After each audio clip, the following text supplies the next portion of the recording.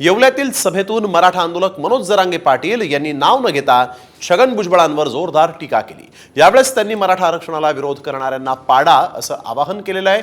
यावर भुजबळांनी देखील जरांगेंना टोला लगावलाय। येवला काय महाराष्ट्राच्या बाहेर नाहीये आणि एकदा जर लोकांनी ठरवलं पवित्र करायचा येवला तर काय अडचण आहे का?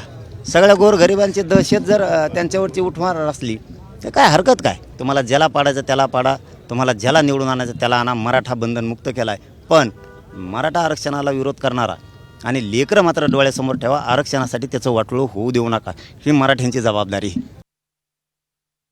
विरोध केला त्यांना पाडा, तेही बरोबर आहे त्यांचं म्हणणं। त्याचं कारण असं आहे की शरद पवार साहेब, उद्धव ठाकरे साहेब, काँग्रेस, फडणवीस, शिंदे, अजितदादा, आम्ही सगळे कुणीच मराठा आरक्षणाला विरोध करत नाही। मी ज्यांची नाव घेतली सगळ्यांचं म्हणणं एकच आहे की वेगळं आरक्षण द्या, त्याच्यामुळे तो प्रश्नच येत नाही।